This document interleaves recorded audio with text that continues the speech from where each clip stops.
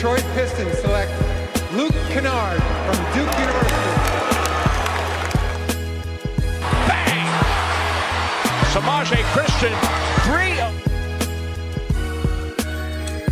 Hey guys, you're listening to the Triple Double Podcast. Have another great episode for you today. My name is Corey Albertson of Triple Double Prospects. Also have Jason Morrow from 270 Hoops in here, as always, as our producer. Our guest today is a special one. This will be the first current Division I college coach to come on the podcast. Our guest is Brian Merritt. B. Merritt, what's the word? Just in Baton Rouge, getting our guys ready, managing these newcomers in summer school, and hoping to have a really good year this season. Good deal. Let me give everybody the rundown. Brian Merritt, a.k.a. Mr. Everything, is a veteran of college. That's the nickname. Is a veteran of college coaching. He's worked on staffs at Arizona State, Louisville, Texas A&M, Corpus Christi, Hampton, and he is currently on staff as the coordinator of basketball operations at LSU under Coach Will Wade. In addition, Brian was the go-to guy for the legendary John Lucas and helping to build up John Lucas Enterprises, which we will discuss in detail today. So, Brian, give us a quick rundown of who you are, and more so than anything, the most important question of the day: how the hell did you get the nickname Mr. Everything? All right. First was the nickname. I was back in 2000 at Nike All-American Camp. I was a college player, college kid, and I was working the Nike All-American Camp, and I got, some do-boy type duties to do, whatever, and I mastered the hell out of them. I was running around doing this, that, the third, and fourth, and fifth, and sixth, and that was the year they were evaluating the summer recruiting period the NCAA was. So I'm sitting here making sure that the parents and the coaches aren't in the same stands.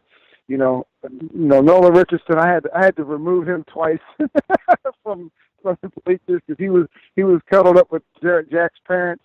It was hilarious, and they were like, the night it was the first time there was ever any NCAA people on ground checking to make sure and all that stuff. So they're like, Brian, you're doing your job too well. So then, and somebody asked Raveling, who is that? He goes, that's Mr. Everything. And that shit stuck. And when it stuck like wildfire. By it was Tuesday, by Saturday, the whole gym knew that was Mr. Everything. I still have people today that don't know me by my real name. You embrace it, though. So, you certainly embrace it. I answered to it, and I had no other choice. So I'm gonna change your name in my phone to Mr. Everything. I'm gonna take care of that. But then tell us, so back and forth. You've worked with John Lucas. Again, we're gonna get into what John Lucas is here in a minute, but you've done that. You've also done the college coach thing. So what's your journey kind of been like over the last decade or so? When I went to Louisville out of college. Was a graduate assistant and director of basketball operations at Louisville for 3 years. Moved on from there to go to Hampton University with Kevin Nickelberry as an assistant. I did 13 months, 2 weeks, and 3 days there. I'm not going to get into why I know the dates, the exact tenure there, but we signed 2 top 50 recruiting classes. Matt Pilgrim, who I know you know pretty well. Cincinnati. Signed him out of high school at Hampton University. Mind you, the only kid in the history of the world ever to transfer from the MEAC or SWAC school to Kentucky. And then on to Oklahoma State. We had that kind of talent at Hampton when I got there. Left Hampton with the Texas A&M Corpus Christi with Perry Clark for 3 years. I saw an opportunity to hop out for a second, to hop in the gym with John Lucas for a minute, and I took it, and it ended up being a great 5-6 years with him. And I mean, that was what I've done in my time with John Lucas in the gym with pros, aspiring pros, and developing high-level kids in the gym over the time I was in there. Like literally, I've got at least 20 years on the court versus coaches who've been in college and pro coaching for 50 years. Because we literally went from 7 in the morning to 4 in the afternoon, 4 or 5 in the afternoon on the court.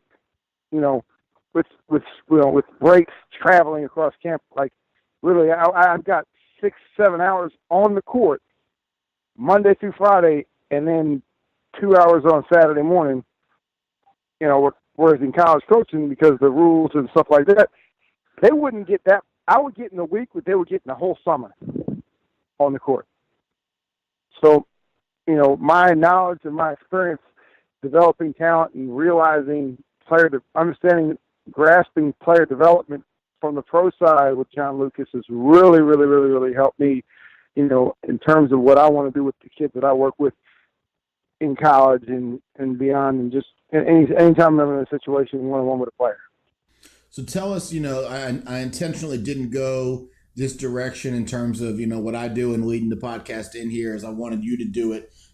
What is John Lucas Enterprises? For those who aren't familiar with who is John Lucas, it's not just one thing, it's several things. What is the whole scope of basketball when you hear the name brand John Lucas?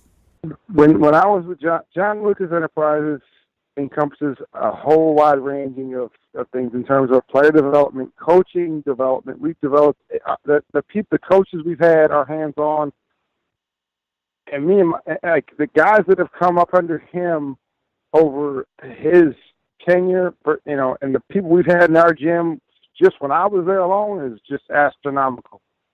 Like in terms of having your hands on a potential on a coach and teaching them how to teach and correct and philosophize with them. Like the guys he's had his hands on, Calipari.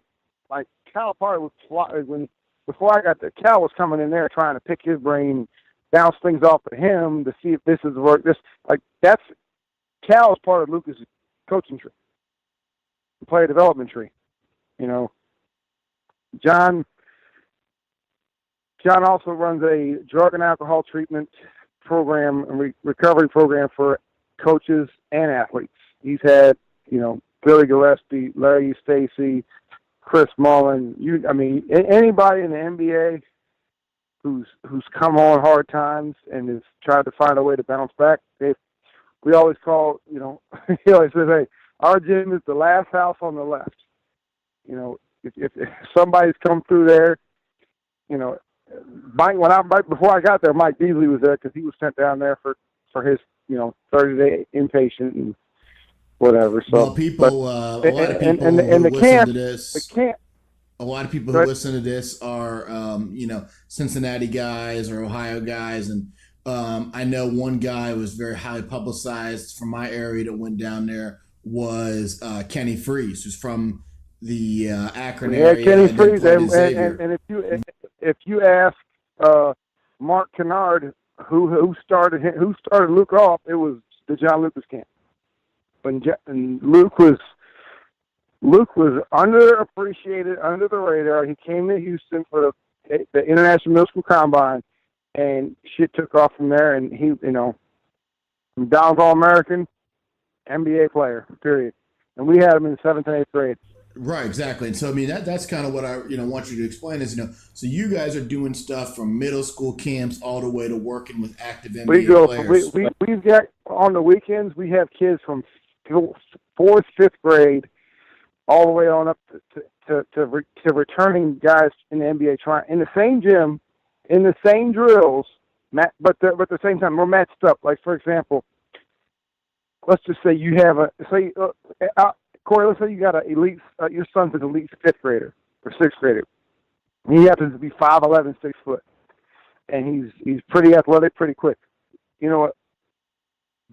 Anybody listening, don't take this as the wrong way. Men and women are built differently. We would maybe match him up with maybe an 8th grade girl or a 9th grade girl who may be the same size. But at the same time, their tenacity level is going to be a little bit further along than where he's at.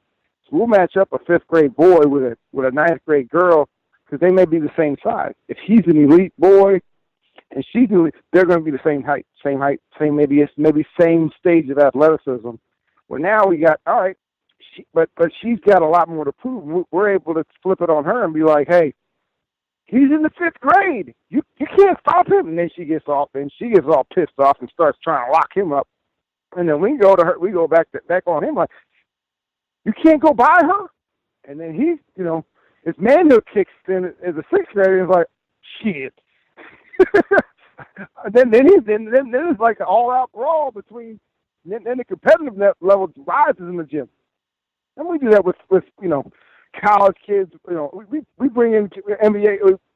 Corey Joseph came out of Texas for his preacher. A couple of years back, we had Corey Joseph, Tristan Thompson, the Morris twins. Who was the other one? And Tobias Harris for pre-draft. Now, at the same time, we had all the best kids in Houston coming to our gym. The Harrison twins, Justice Winslow, Justin Jackson. These all went there in 10th grade. And if you're from the Midwest and listening to this, there aren't 5 places in the country with better high school talent than Houston. No, there's no question. So we got these guys in the gym, and Corey's like, what team he play for?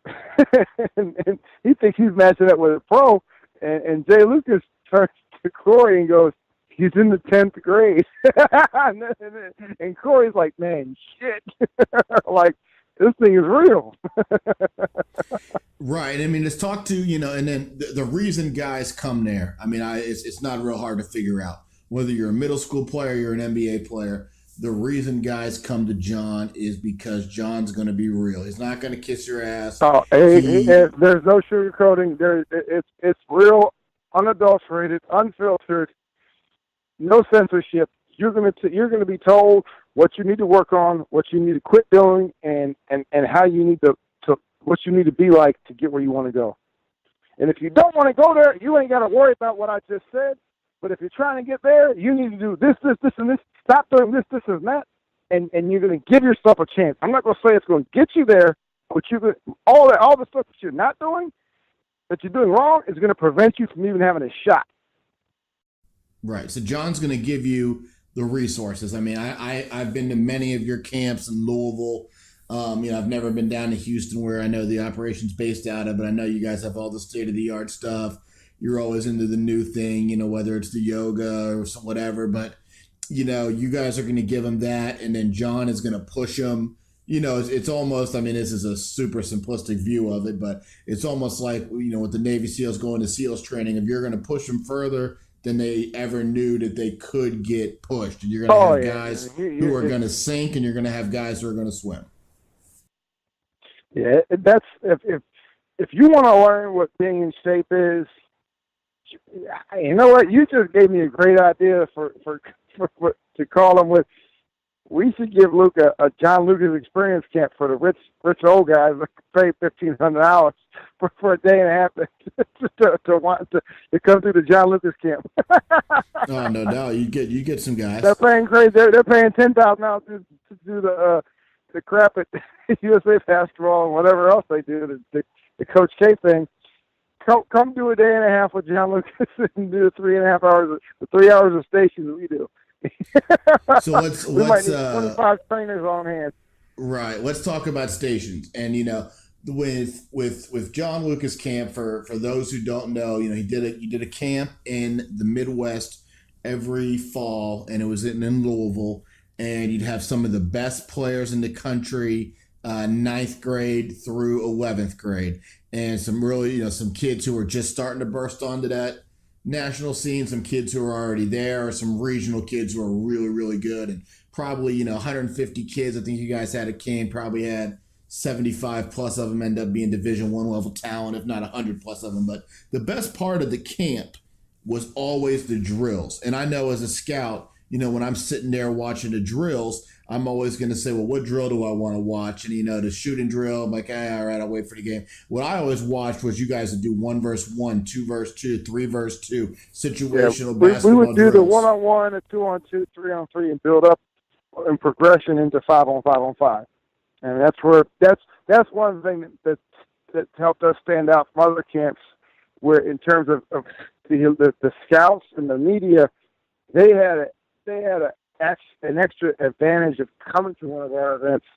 They would come see. They could evaluate stations. They could evaluate skill sets at stations because there's 3 or 4 or 5 of them, 3 or 4 of them out of the 8 are going to be competitive. So you're going to see kids matching up with other elite talents from all over the country, different sizes, skill sets, and athleticism, dimensions. And you're getting to see guys from L.A. versus match up a kid from D.C. that no shoe company affiliation may allow. It could be a Nike kid and an Adidas kid from Houston and a kid from North Carolina that may never see each other in high school, but they get a chance to come here and match up. That's why we always got the best kids, and they always. The thing that I was most proud of working there was we had, and I'll say that we had 99%. 99% of these kids paid. 1% of the kids maybe got some leniency on the price or whatever. Everybody paid to come because they were paying they were coming and they were leaving with 2 or 3 things they needed to add to their game, and they were going against the best guys while they were doing it.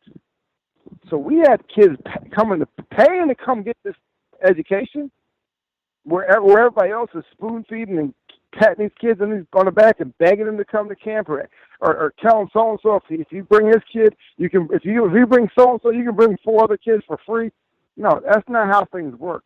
That's not how things work in the real world either. When you become an adult and you go to professional development, they're not begging you to come. You're paying for that. You're paying to learn to be an elite professional in your area of expertise or your area, whatever you decide to go with, whatever field you're in. They're not asking you to come or saying, hey, if you come, the other 4 coworkers can come for free.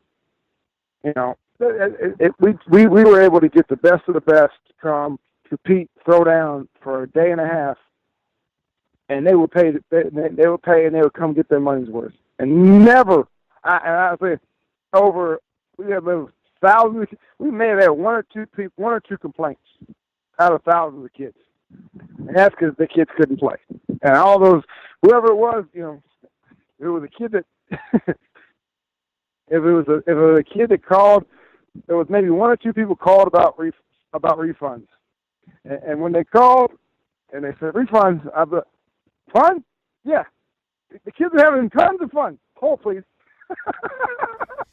Right, and I mean, I looked at today. I was actually looking through, and I've got archived everything I've ever sent out to college coach, and I was looking at old John Lucas Camp ones and looking at some of the guys. I'm sure there kids that you saw when you were working through the list.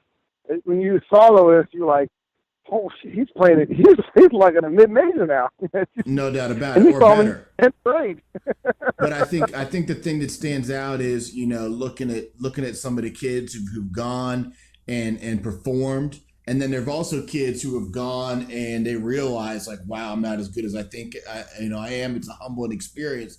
But I think one of the things that always stood out to me was, there was no, when you're playing in the camp, you're the number on your jersey, number 1 through 200 or whatever, and there was no Thon Maker was a big kid that was always at your camp, and there was no Thon Maker didn't get coached any different than the worst kid at camp. And that's one of the things I think you guys did a great job of with the instruction of the camp, and that's what made the game so competitive, and that's what drew the scouts. And when I would go in there, I would look and I would sit on the 2-on-2 drill and say, well, there's 200 kids here. Here's the 20 or so that aren't very good.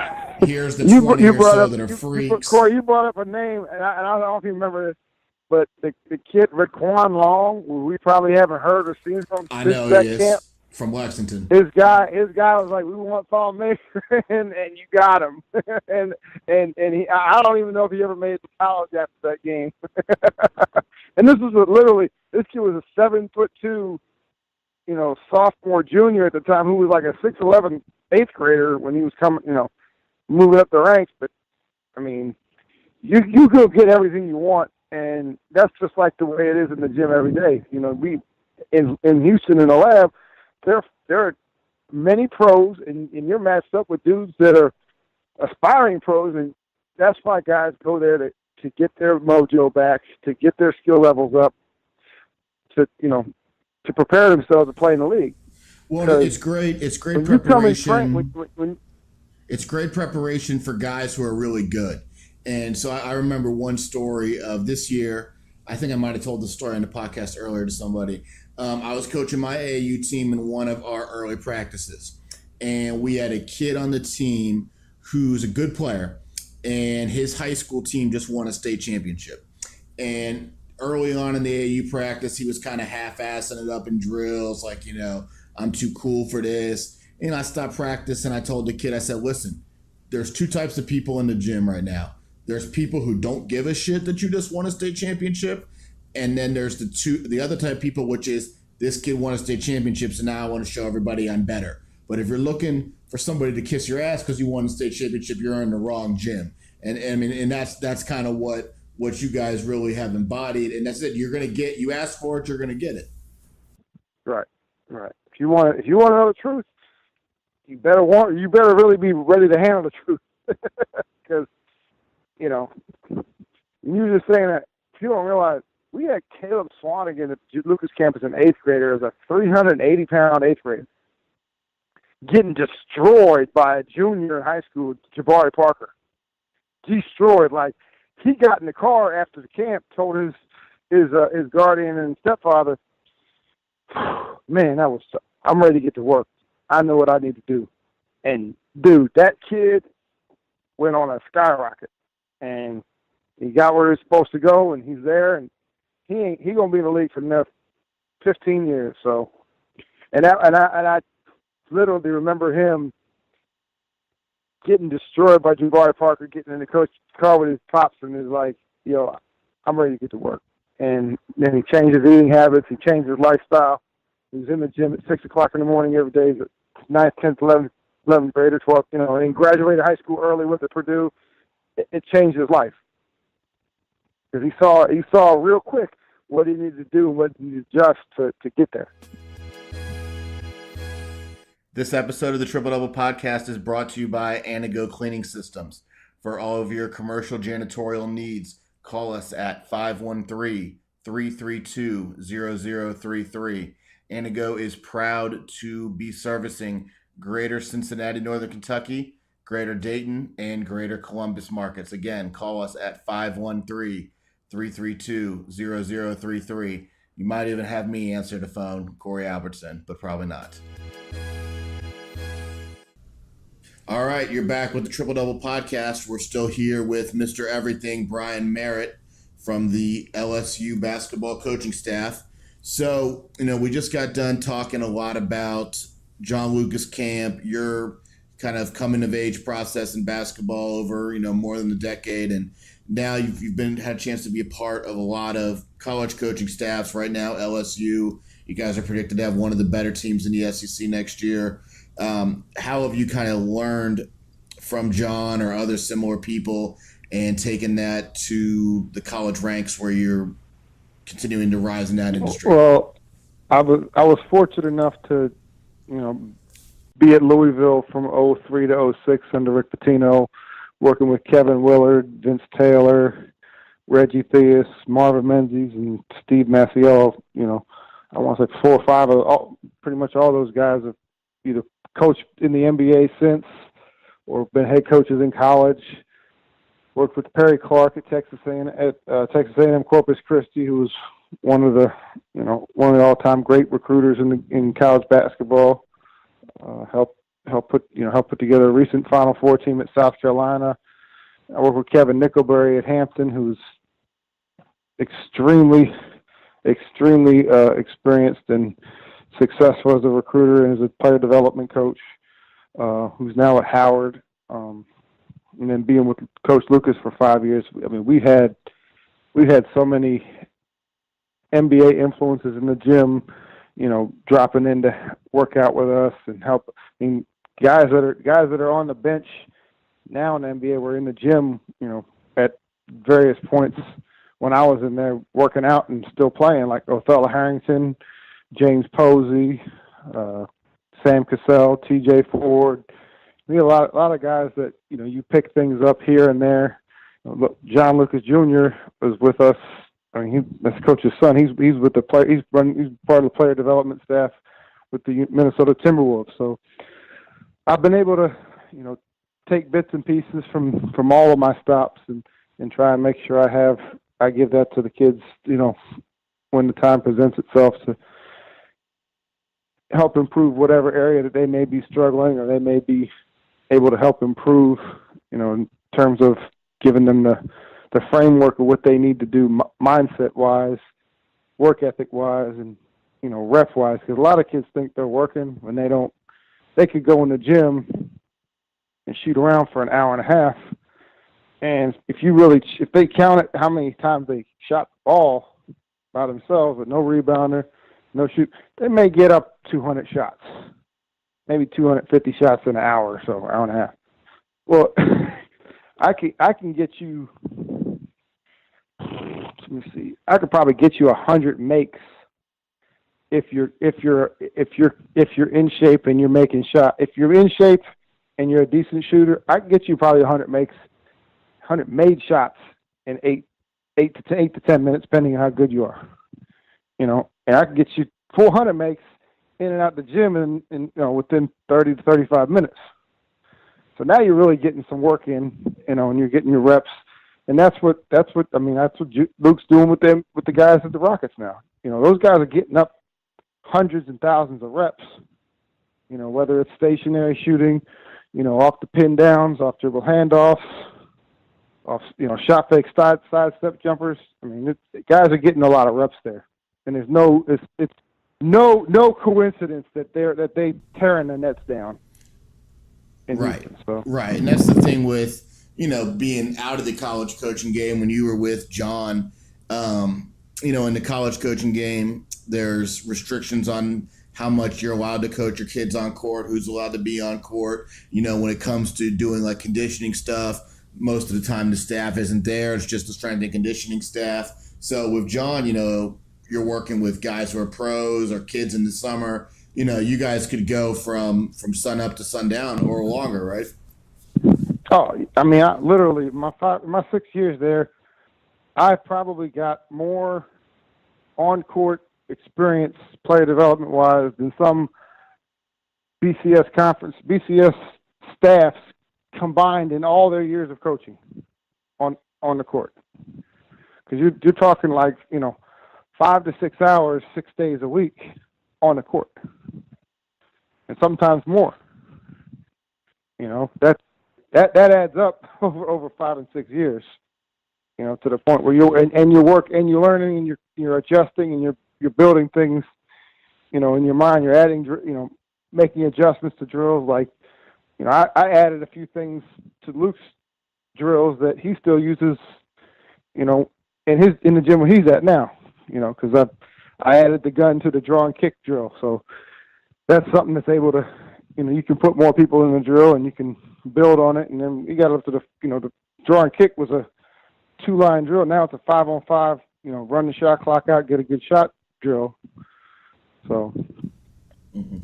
What are some of the things you learned in just terms of, people in the scouting world or parents of high school kids, middle school kids, they look at you when you were working with John as the guy who runs the camp, the guy who gets the top talent there. And, they don't get to see the part in Houston where you got the pros in there and you're really one of the chief guys on the court running the drills. In the Louisville camp, you obviously got to do a lot of the logistical work. But, what did you learn there that's helped you, on staff now or in previous coaching staffs, where you've been able to identify college talent that fits your college system and how to foster relationships with kids and families of guys you're recruiting?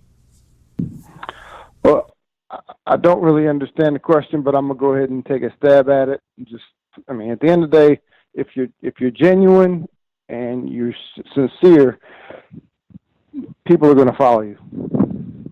And I've always had and I always will have good relationships because I've maintained the relationships. A lot of coaches and a lot of people, sometimes they'll only call or check in when they need something. Well, I try and, if I think of somebody, if I'm going through my phone and I see somebody I haven't talked to in a while, I'm going to probably try and hit them with a text or give them a call just to check in on them, see what they got going on. Because you don't want to be the guy that only calls when you need something, because everybody knows who those guys are, and they're so predictable, and and at some point, that's when a lot of people, those are the guys that nobody really wants to help when they really need to help the most.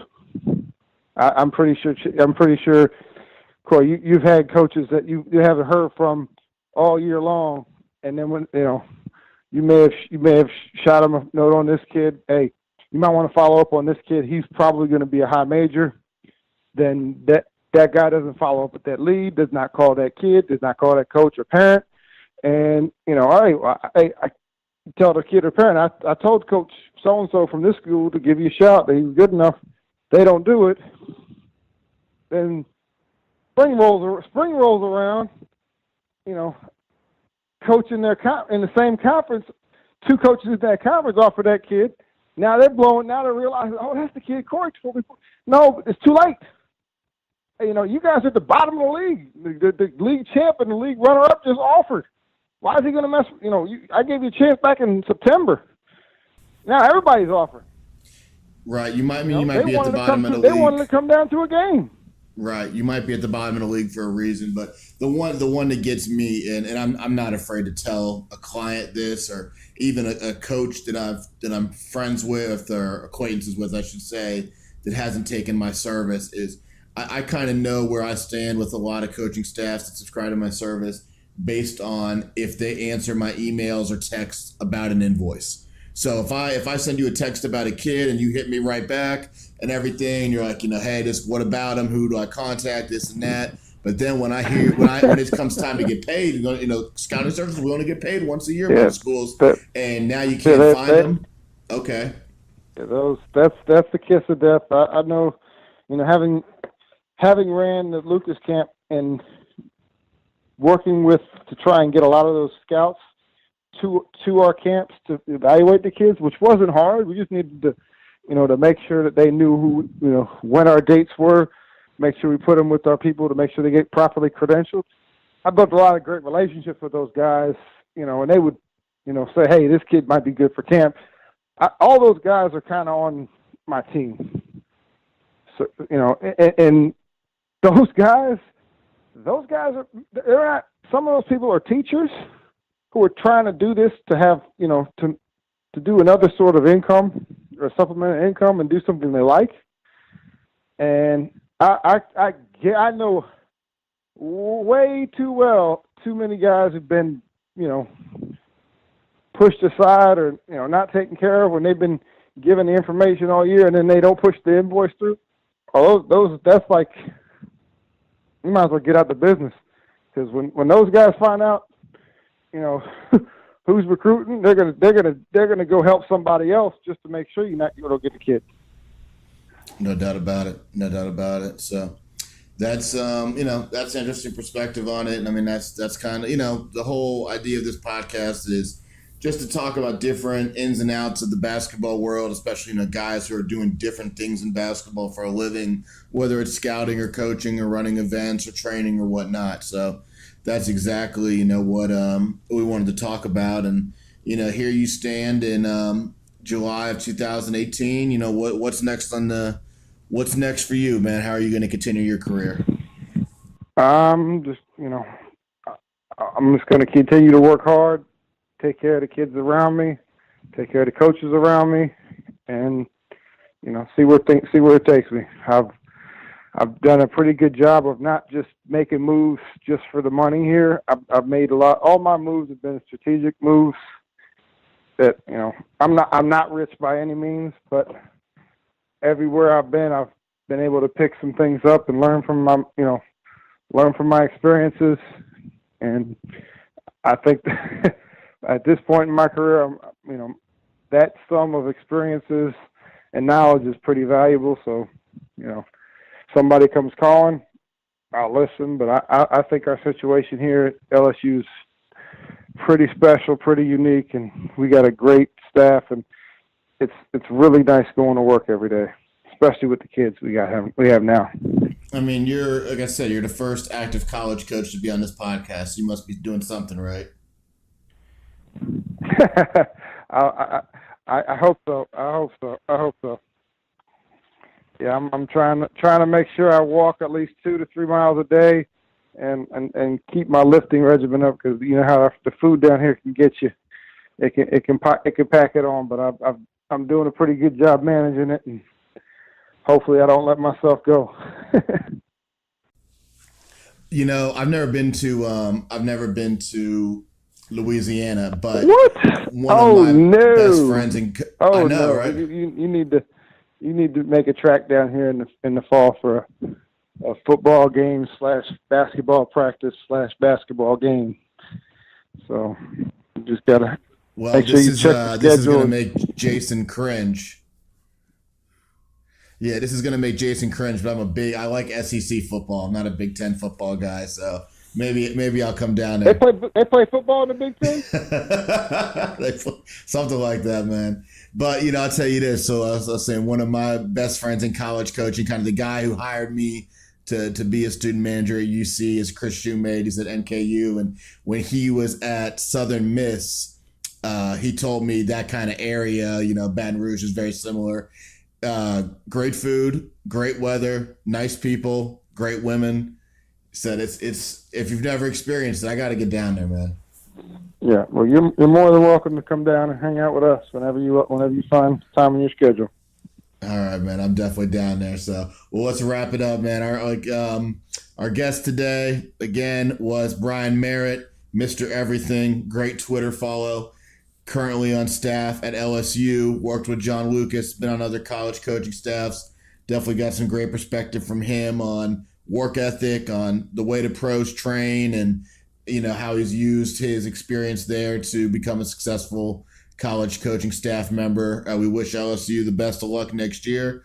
My name is Corey Albertson of Triple Double Prospects. We also had Jason Moore of 270 Hoops as our producer. He's a little upset right now about the Big Ten football reference, but he'll get over it. So that was the Triple Double Podcast. B. Merritt, thank you very much, sir. Thank you. Go Tigers.